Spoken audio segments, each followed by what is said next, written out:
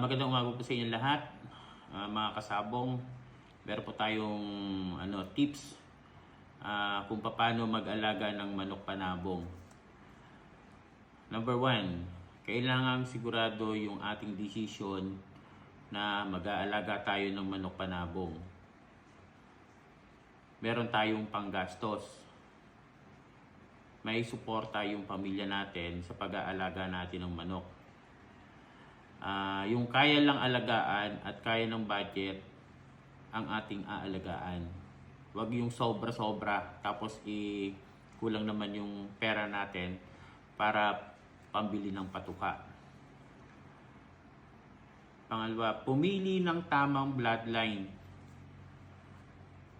Para sa akin, sa Edlum Game Farm, yung umaangat o sumasalto yung aalagaan nating manok. Pangalawa, yung winning line, yung mataas yung winning percentage.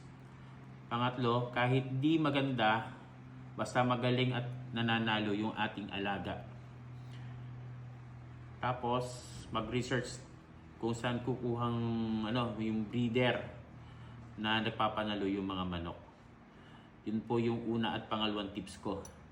Bukas, ibibigay ko sa inyo kung paano mag-alaga yung manok panabong. Salamat po. Thank you, mga kasabong.